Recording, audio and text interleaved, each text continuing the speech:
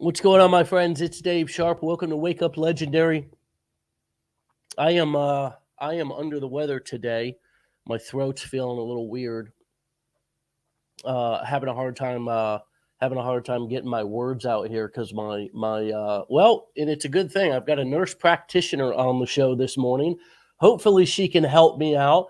As you can see, she is and if you can't see, if you're listening, she's turned to digital marketing to gain time back. Brittany, welcome to the show. Hi, thank you for having me. You're welcome. A couple of family members had COVID in my house last night, so I don't know if that's what I'm dealing with or if I've got my nanny. She had a throat infection and something, so I've got something going on today. But there's nobody here who I can infect. I'm here alone, so I felt good enough to show up to the show today, and isn't that a blessing? Yes. Welcome to the show. Tell us where you're calling in from. So I'm calling in from north of Atlanta, Georgia. Okay. And what led you to Legendary? What were you looking for? Did you find what you were looking for? I found exactly what I was looking for.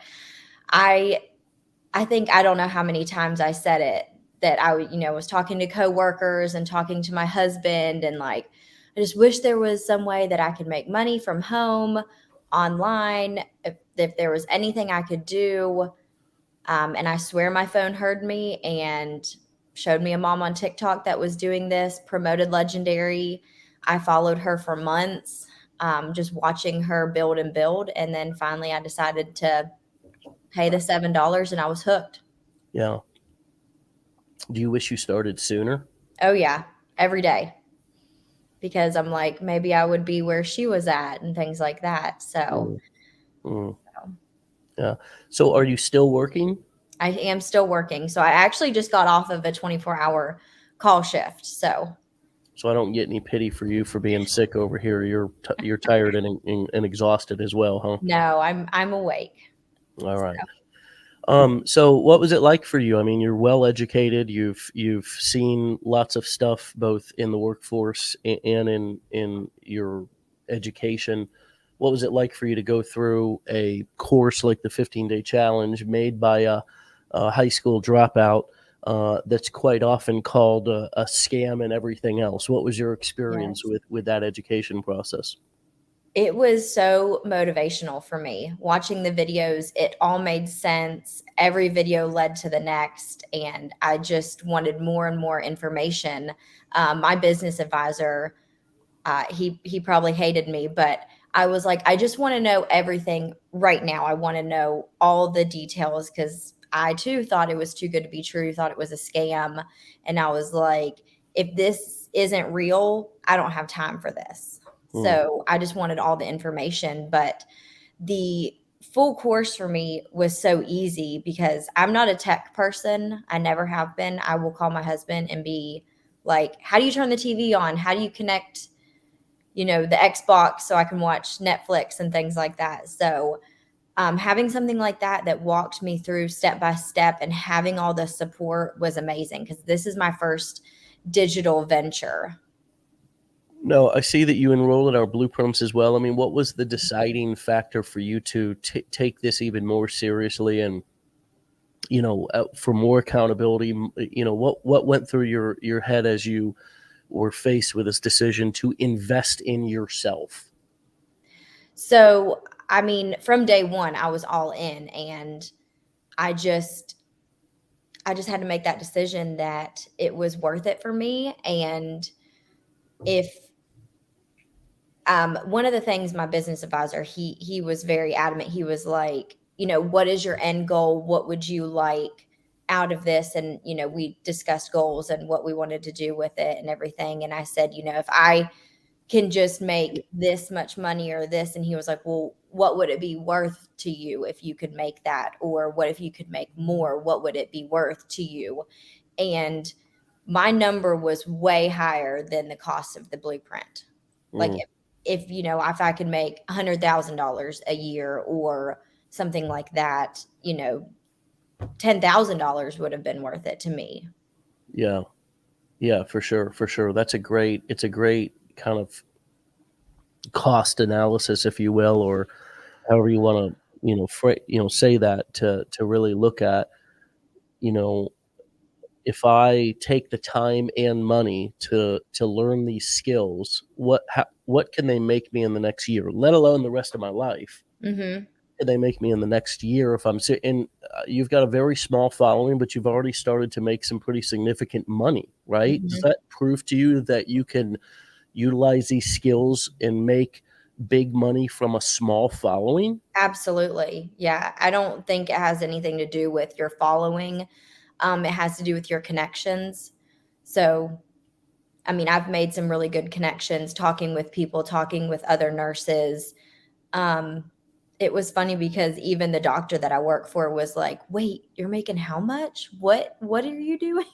So I was kind of like, if a doctor is asking me those things, then but yeah, I don't think it has anything to do with the number. People get stuck on that, and that's the thing is they're like, I don't have a big following. I started this from zero. You I'm did? slowly You built. Yeah, start I wait, hold you started from 0? zero, Like zero everybody. followers. Sheesh. Yeah, Thank you for clarifying that. and I started on May 1st, Mm, so I'm not even 3 months in.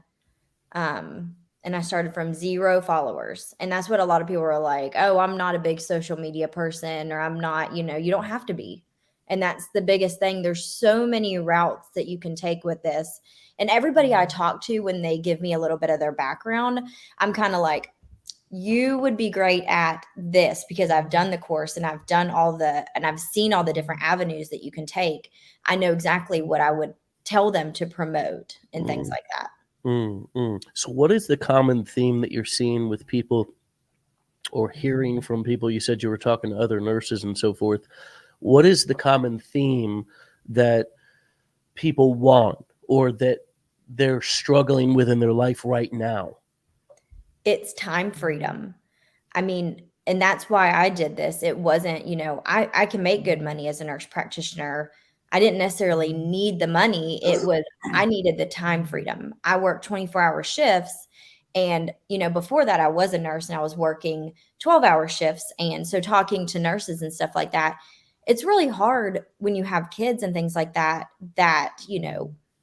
daycare schedules, and then when you start school, we're coming up on the school year, picking up from school, and you got to coordinate with other parents, or you got to coordinate with your husband or your spouse, and it's the time freedom. You Mm, want to be able to make money on your own time. I mean, that was one of the big things I got into nursing. I was like, oh, working 3 days a week and having 4 days off. Well, it's not all you think it is. mm, So I mean, you're working long 12-hour days that can turn into 13, 14-hour days. mm. Of course. I mean, Yeah. especially, I mean, when my father was in the hospital for 77 days this year, I mean, those nurses came in early, stayed late. You've got your commute, and I would hear from those nurses, you know, they didn't have time to watch TV when they got home. They would Oh, eat no. something, decompress, and then go to sleep. Is that a lot of what your life is like? And where right now are you finding time in pockets to spend time with your family, work, but also do this? Take us through a little bit about how you're making this work within your ridiculously busy schedule. Yeah, so and even actually when I went through the program and the blueprints, I was working overtime. So our full-time schedule is 7 days a month. Well, that doesn't seem like a whole lot, but a 24-hour shift, if you're up all night, you're basically out the next day. Like, you might not be sleeping, but you're exhausted. So, like, taking care of my kids and having to go grocery shopping and doing all that, I'm in a brain fog, like, all day. So you're Yeah. not really with your kids and enjoying that. So I went through the 15-day business challenge. I did it, 30 minutes here and there and did some research. I would get up in the morning and do it, or take nap time, or take 30 minutes at bedtime. That's all I really needed to do. And I actually got through it in about 10 days because I was just itching for more and wanting to know all the information. I was ready to get through it. Mhm. Um, so yeah, it's totally doable. I mean, you don't. I didn't necessarily have time to do that, and that's what a lot of people are like, "Oh, I don't have time to do anything else," like, Yeah. and I even made a video about that. It's like, you know, having 2 kids and working a full-time job, and you have your hands full, but then you decide to start your own business. But that's what it's all about, Mm, so that you don't have to work like this all the time. mm.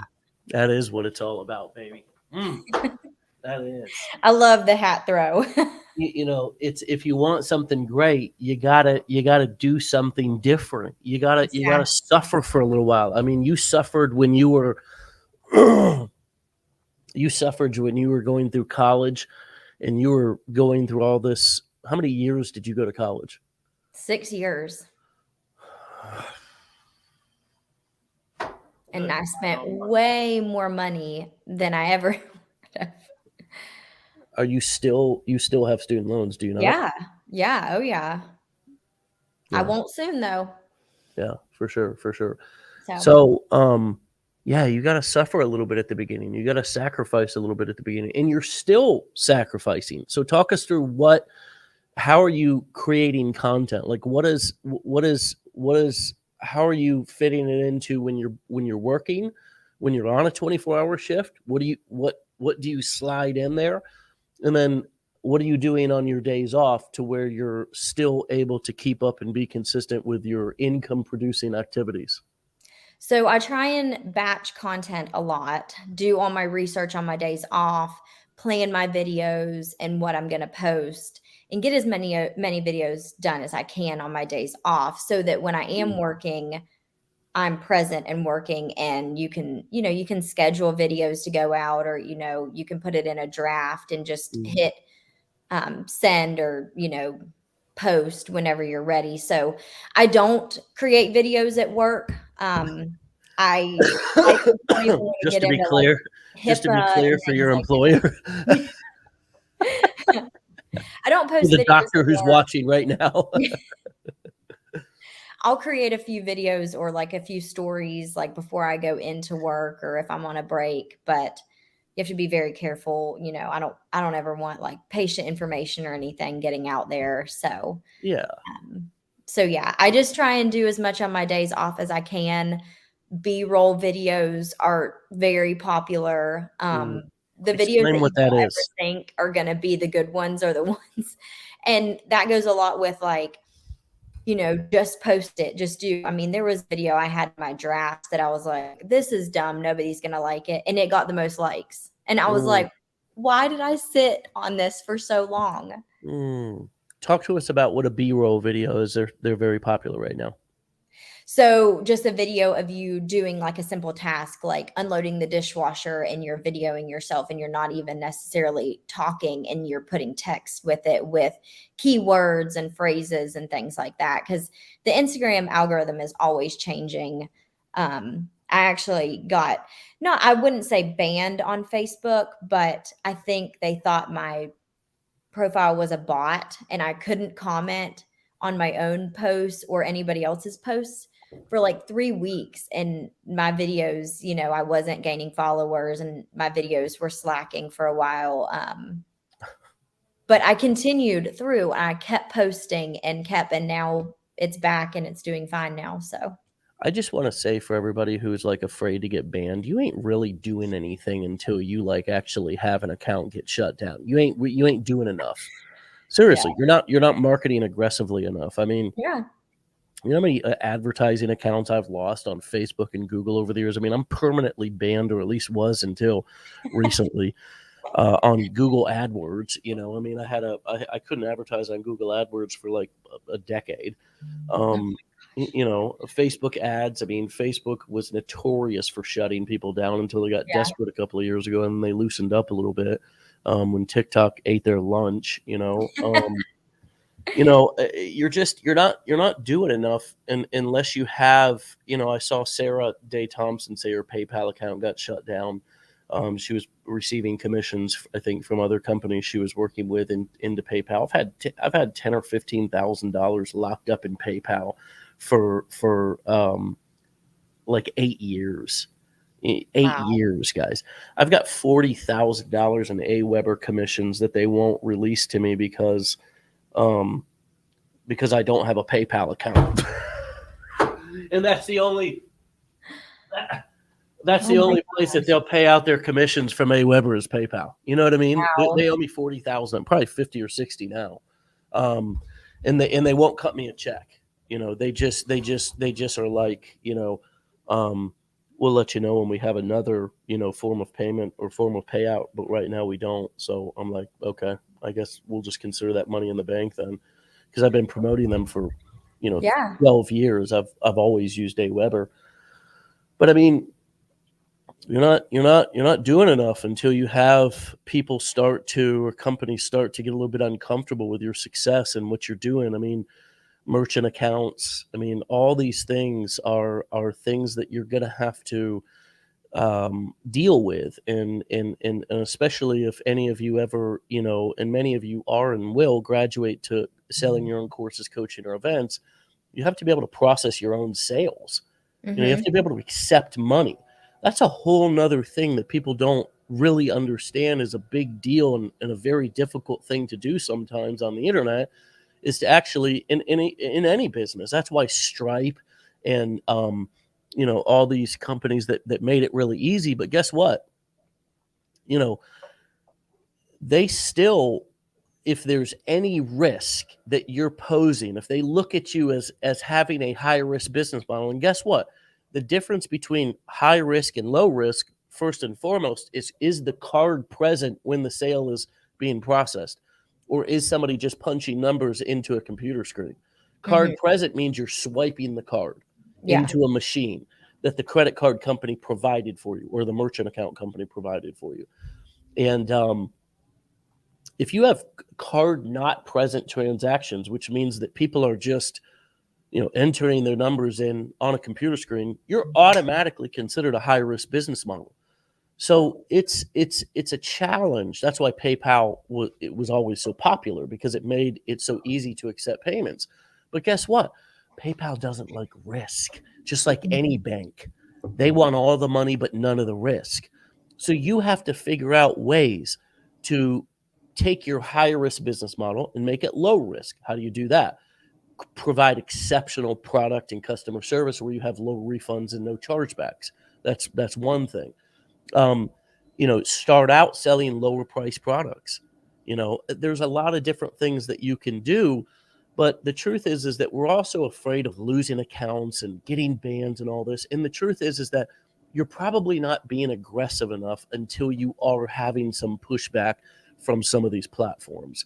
Um, what are some of the lessons that you've learned or things that you've discovered about how to protect your accounts or how to communicate to people? Because protecting your accounts is really all about, at least with social media anyways, not kind of pissing all the users off, not making them feel like your content is spammy or scammy, or that you're being deceptive or lying in some way.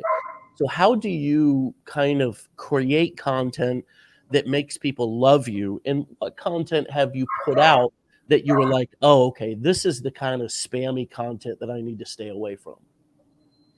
So I put out a lot of content about, being a busy mom, making money from home. I see a lot of people like the videos of other websites where you can make money from home and things like that. But then you show, that affiliate marketing is going to make you more working less, things like that. So people really like those videos. People love when my kids are in my videos. Um, so I do a lot of that kind of content. Protecting my account so much, I'm still learning. I have a warning on my TikTok that I've had for a while now, but it hasn't been taken down yet. I'm just waiting for another video to make them mad and it be taken down.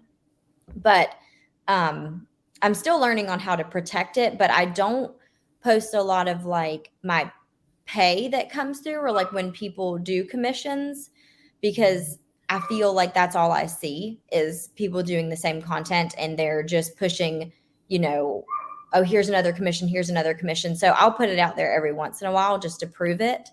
But I don't really do that too much, just because I kind of get tired of seeing it because you compare so much about what other people are making or what following other people have, and it's really not about that.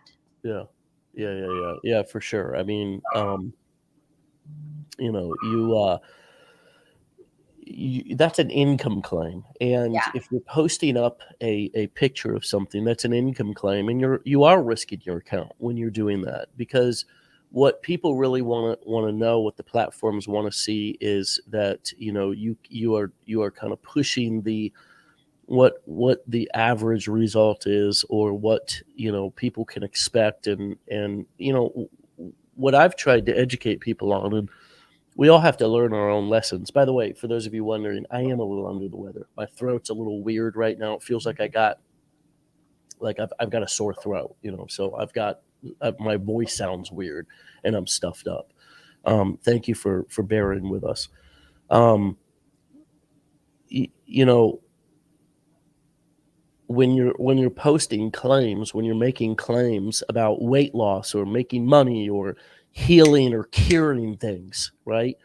That can be taken as deceptive, because you want to give people the full story. And so the other problem is, now it's not that we all haven't done that over our careers, because you want to show that you're getting results, but you just have to do that delicately and try to give more context, instead of just saying, look, I made $10,000 today, you can too. Like Hmm. that's you we want to try to get away from that. And it's going to take time for some of us in our community have really big results, and we're still learning. Big results early on, and we're still getting used to, hey, how do we navigate this? The other challenge with showing your results when they get so big is you actually become unbelievable, right? And people Hmm. actually think that you're making it up. And so it's one of the reasons why I haven't shared income, why I personally don't share bank account statements and tax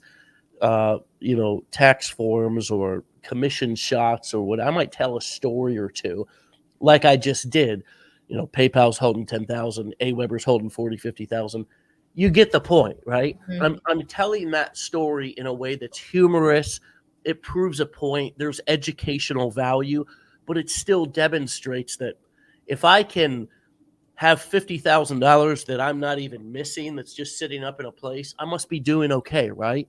So we Hmm. have to get creative with the ways that we show that we're getting results, instead of just being so simple, like saying, hey, here's what I made, you can too. For those Yeah. of you who are asking about PayPal, don't worry about it. It's PayPal is just some companies who you're going to be an affiliate for will only allow you to receive your affiliate payments through PayPal. And PayPal has a tendency to freeze affiliate marketers' accounts, and anybody who's marketing anything online that they feel is high risk, and there might be a potential for people to refund or something like that. So, yes, PayPal is a very finicky platform. It's one of the reasons why we at Legendary Marketer don't pay out into PayPal with our affiliate program. Um, what's coming up for you as I'm saying some of these things and kind of dropping some of at least the showing your results without being so, like, it's kind of like dressing up. Like I would imagine that you, as a woman over the years, if you want to look pretty, you don't just show it all. You don't just bear it all, right? You leave some there for the imagination, right? This is the Right. same way, right? It's about Hmm. having a little bit of taste in class, and it's about leaving, like, showing that, yeah, you're hot. I'm pretty. I'm feeling pretty tonight, but I'm not giving away the farm, right? Is that a good analogy for That is a good analogy. And I can, talk to that too a little bit is like, I didn't have to post on a video how much we actually paid to pay off my husband's truck, but I posted, hey, we were able to pay off my husband's truck doing affiliate marketing. And I don't have to say how much it was for people to get the point that, hey, I'm making extra money. We weren't just being able to just to hit the car note. We were able to pay it off in advance. That's a great example. That's a great example. And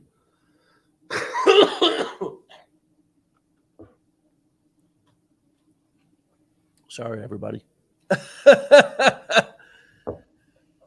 Life Like, shows up, and we go live anyways, for God's sakes.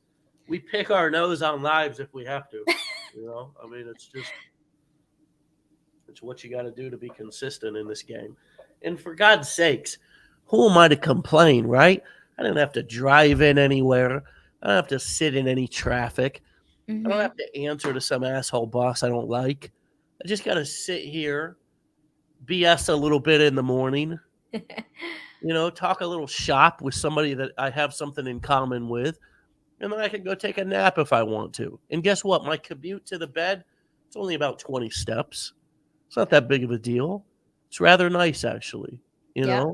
So, putting things into perspective and watching other people do things like go live being sick, or go live without brushing their hair, or go live just picking a t-shirt up off the floor and putting it on and it's still all wrinkled up, which is what I do. I'm not implying that you did that today. I'm implying that that's what I do every day. Helps us to be a little bit more comfortable in our skin. How have you gotten a little bit more comfortable in your authentic message and who you are? And how has that evolved over the last couple of months? Were you really kind of weirded out with perfectionism and not, wondering if you needed to be all perfect in your first videos? Talk to us about getting more comfortable in your skin on video. People like to see real. We all follow people whose houses are amazing and always perfectly put together, but it doesn't matter. And people like a real messy house, messy hair, kids running around yelling and screaming more than they like, Instagram versus reality kind of thing. It's, they don't care if I'm climbing over toys doing videos or getting on stories and things like that. They care that I'm showing up and answering messages and things like that. I mean, I have videos where my kids are screaming in the background. Nobody cares. It took me a while at first. Like, I thought I had to have makeup on, to story or do anything like that. Nobody cares. So it doesn't matter if your house is messy or you don't have a big following or you think you don't have time, or, nobody cares whether you make videos at night or in the morning or things like that on your way to work. Whatever works for you to make things happen.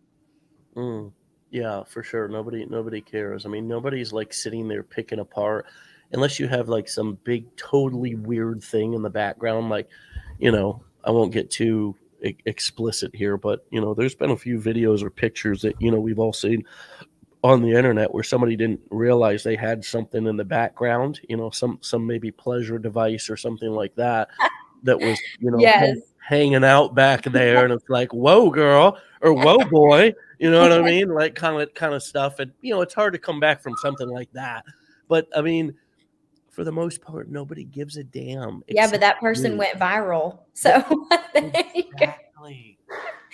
So if you have something in your video that people are like, wait, what was she doing this? They're going to watch it again. Your video is going to get pushed. For sure. And people, I always laugh when people get on there and put hate messages and things like that. I just respond, nicely, or I ignore it, but it pushes your video more because then more people are commenting and things like that. And you're like, they think that they're getting something out of this, and actually they're just helping my video be pushed. So did you feel like that when those first hateful comments came in, though? Talk to us about how you came to this very relaxed and also money-making perspective about good press and bad press. How did those first hateful comments and mean comments feel as they were coming into your videos? I didn't care because I'm the one making money. They're not making any money off of it. So I'm like, I don't care. Hello. It never got to me. I was like, you can hate on me, but I'm the one cashing the check. So your hate is paying my bills. Yep. So, and that's what I was like, at first I didn't really, the only person I really cared, the only people I really cared is like people at work and stuff like that. I was like, I don't really want everybody at work asking me about things, but now everybody's like how can I do that? How can I mean, and the doctor I work for is like, how are you making money doing that? What are you doing? I'm like, I love that. I love that. Entrepreneurship is like, and whether it's doesn't matter what kind of thing it is, it's the only kind of. I mean, I used to be in network marketing back in the day, and I used to love pyramids. I'd get in one, I'd get in a new one every month, and I just like saying that. I think network marketing is great. I just like saying that because people are so lame that they call it. They're like, it's one of those pyramid things. It's like, stop. You're making minimum wage. Don't mhm. just stop. Yeah. Um, but it was the only place that I would see where like a doctor would be holding up like a recording device to like some dude who just rolled out of a trailer and made $10,000 last month. The doctor's sitting there recording every word that he's saying as if there's trying to not to miss anything. And you just don't see that anywhere else. In the regular world, there's all of these facades. There's all of this kind of fake hierarchy as if some people are better than others or more deserving than others. And surely in the medical field, there are, people who I want operating on my heart, and there are people who I do not want operating on Mhm. my heart. I certainly don't want a nurse who's not trained to be doing surgery on me, and nor would the nurse want to do that. No. But the worthiness, the potential of somebody outside of that one tiny little vertical, it's only in that one tiny little place where that hierarchy exists. In the rest of the world, it doesn't exist. But we take it when we leave our job, and we take that and feel like that's our place. Like we can't, like we take that kind of that ceiling with us, right? And what I think entrepreneurship does, and what you're experiencing right now, is realizing that, look, I do have a lane in my profession. I do have a lane that I need to stay in based on my qualifications, based on my experience, based on what I can and can't do, and what I know how to do and don't know how to do, based on what my specialty is. But once I walk out of that hospital or walk out of that doctor's office, all of that is left there. And Mhm. I now have unlimited potential if I want to step into that power to learn skills and start something new and take it to the moon. Do you agree with that? And what comes up for you as Yes. I say that? Yeah.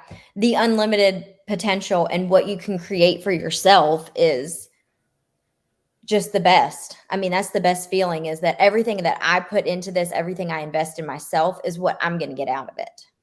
Mm. What's it been like for you as somebody who's so well educated, somebody who's a nurse practitioner? My God, I mean, you're a couple of steps away from being a doctor. What's it like for you to be new at something again? What has it been like for you to be a newbie, not the person who? I mean, a nurse practitioner is pretty much the top of the food chain unless the doc walks in, right? Mhm. I mean, you Yeah. are the person writing prescriptions. You are the person who's seeing patients. So Yeah. in your profession, you are pretty much right up there at the top of the food chain. Over here, you're new. You're a newbie. You're having to embrace being new. What is that like, and how can you share that experience? Has it been humbling? What has it been like for others? Has it been fun, inspirational? How can people with big egos, with great pride, humble themselves to be new at something to in order then to grow into something bigger? Yeah. It's definitely been humbling for me. Um, like you said, big fish and things like that. It's given me a lot of confidence doing this because I'm not a tech person. I need all the help with the tech stuff, but knowing that I did all of this, you know, you have the great step-by-step program, but doing all of this and setting up my business on my own, looking back, it was awesome. And that was something that I felt very accomplished. It gave me a lot of confidence, but also it's very humbling, but also knowing that everybody starts from zero, basically. Not Mm, everybody has a big following, unless you're using your personal Instagram or TikTok to promote and things like that, what you're doing, but everybody starts from zero. So just knowing that everybody started where I did and things like that, everybody had to learn, everybody started the exact same way. And that's what I tell everybody. They're like, well, I'm never going to be able to do that. Or well, everybody started at zero. So that's what it's been like for me. You get intimidated by, you look at other people who have 25, 50,000 followers, 100,000 followers and things like that, and they're making X number of dollars, but they all, you know, had their first commission one time or had their, first high ticket commission, things like that. They all started in the same place. And you've only been doing this since May, right? Mm-hmm. Yeah. So almost 3 months now. And you sat on the sidelines watching for how long? Probably 3 months. So, I mean, I would be almost 6 months in and things like that. And it does, I have to stop thinking about it sometimes because I'm like, I hope by this year, and I'm putting that out there, that by this year, I really would like to be part-time. I love what I do, but I really want to be home with my kids when my oldest goes to school. So, and he would start school next year. So I really just want to be able to be at home and be available for them. I'm not a big person who was into like the newborn stage. I love this toddler stage, and it just makes me want to be home. But looking back before I had kids, and even the first year I had my child, I was like, I don't ever want to be a stay-at-home mom. That's not what I want to do. And now that's all I want to do. So I have changed a lot, and digital marketing has helped me realize that I can actually do it. It's something that is actually possible because I love contributing to our income and things like that. So, and we want to continue to live the lifestyle we want to live. And this is going to better our income and better our lifestyle. So, yeah, it's weird how that changes. It changes for so many people. And you can see that right here in our community. We've got so many doctors and nurses and just people from, from all different career paths and professions who who went through tons of college, who have a great career, and don't look at that career as a throwaway. Don't look at that career as a waste of time. Don't look at that time spent or even that money spent as a waste, because it's not. It's exactly what you needed to do in your life to get you and prepare you for where you're at now. It's carried you. It's paid your bills. It's given you the experience that you now have that you can talk about and share with other people, and endless stories and analogies. And I mean, for me, look, I worked construction for a couple of years with my dad. Well, I shouldn't say a couple of years. I mean, off and on for 10 since I was about 15 until about 25, off and on. But when I got clean around 24, it was about 2 years solid. And I still talk about that daily. I talk about my construction experience. I use it as analogies. I use it as this is where I came from. I use it as this is what I used to do. I use it in a humorous way, old broke construction worker. I use it in serious ways. I use it to tell stories about what my dad taught me.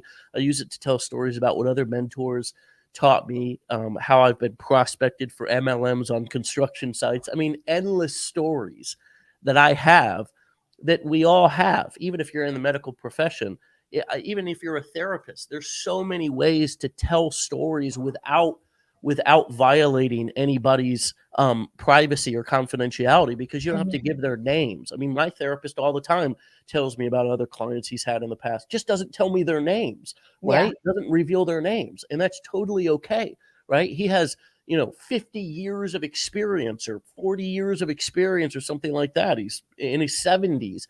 And, it's beautiful. It's wonderful, and although he's not pursuing digital marketing or whatever, he still uses all those stories and all that experience in his business. He's a business owner and has his own practice, and that's just what he wants to do.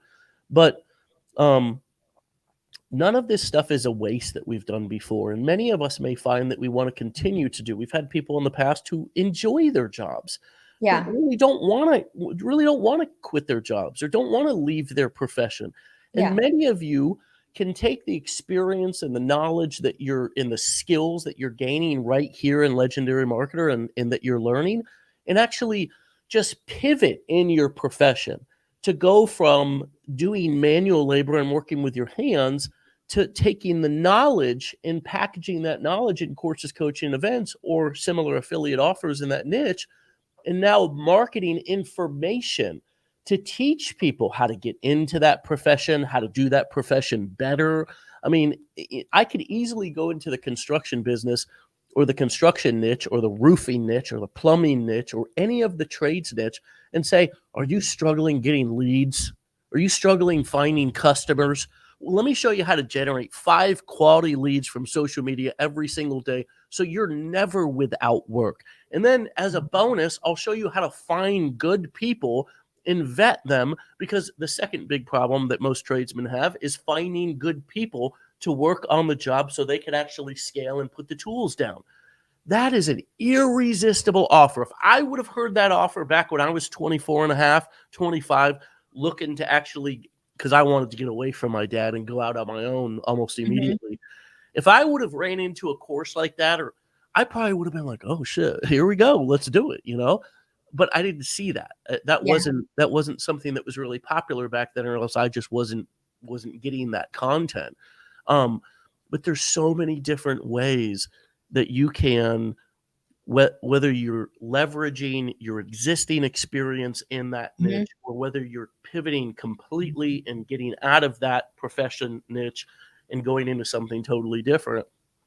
There's endless opportunities, but you have to go through the curriculum. You have to commit to it, and you have to be willing to market for more than a week. I see these posts in our groups all the time. I've been posting for a week. I'm not getting any more than 50 or 100 views on each video. Imagine having 100 people in a room sitting there going, listening, what do you got to say? 50 to 100 people. I mean, when I started, I didn't have a half a person that would listen to me. I mean, I'm serious. Yeah. I I didn't get have 5 views on a video and I'm like, okay. Yeah, and to go off of like experiences and things like that, like I even this morning saw one of my nursing friends who left the hospital to do travel nursing. She did travel nursing for like 2 years and she just created a course on travel nursing. So such a you popular can, topic too.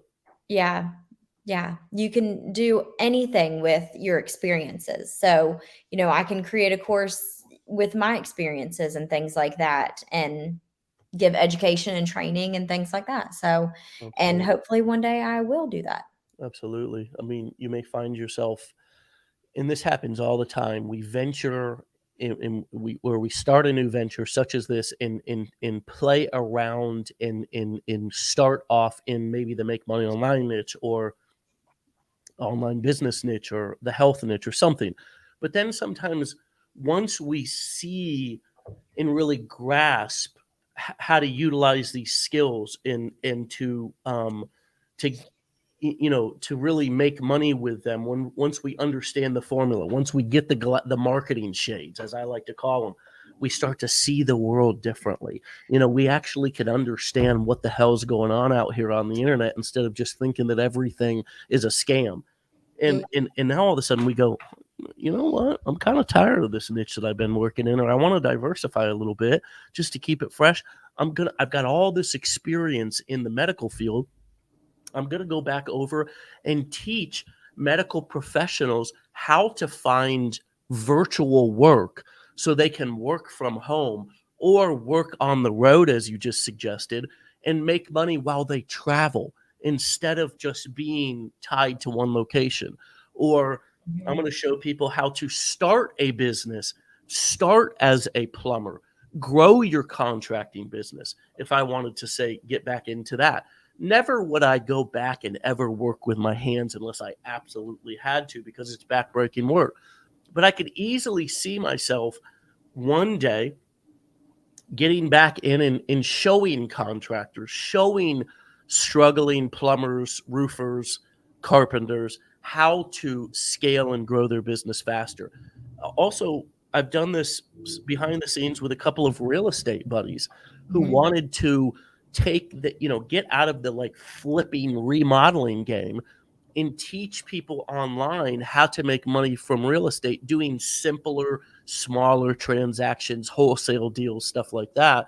Yeah. And, they were able to, move more into less stressful work, such as long-term rentals, instead of quick flips with hard money loans where you have like, you have to pay or you have to sell the house or else you're going to get, crushed with a massive 15% interest payment, and move more into long-term rentals and more into, teaching people how to do wholesale deals, or even just starting a coaching program where you're not even creating any course curriculum, but you're just creating a group coaching program that is showing people how to get into the real estate game and buy your first deal, fund your first deal, do a wholesale deal, build a list of wholesalers, wholesale buyers that when you find a property, you can market to them because you have a list of people to market to. There's so many things that can be done with your existing experience once you couple that with the digital marketing skills that we teach here. So as we bring this airplane in for a landing, and I certainly need to come in for a landing myself and take a break and rest this old throat here that feels like it's got you know how when you feel like the thing that's hanging down in the back of your throat is like a tether ball? Yes. It's just like, it feels like it's like a tether ball and it's just hanging down like a big boxing bag or something, instead of just being small and you can't feel it because my throat's swollen up. What advice would you give yourself when you started? What did you need to hear that you know now? What is it worth it to you? Like, what would you give to be able to have that time freedom? Like, ask yourself what your goals are and what do you want to accomplish, but what would you give to get to that? Mm. That's my biggest, and then just being consistent and showing up for yourself. So I love that. I love that. Well, Brittany, thank you for being with us after a 24-hour shift as a nurse practitioner. That's very generous of you. Please go rest. My best to you and your family. And it sounds like you have a little one, and enjoy that time. And I know that you're going to be on your way to being that stay-at-home or part-time. I urge you to keep speaking that into existence, because the more that you declare it and the more that you speak it into the existence, the more that you act as if it's already happened, the quicker it'll come. So stay legendary, my friend. Thanks for being with me this morning, and come back and see me again. Okay. Okay. Thank you so much. All right. See you, Brittany. Bye. All right, my friends, you can go and follow Brittany on Instagram at @BeTheAffiliate _ at the end. The letter B, the affiliate _ at the end. She's also on TikTok. You can find her over at The Affiliate Brit, and Brit is spelled BRIT. The Affiliate Brit.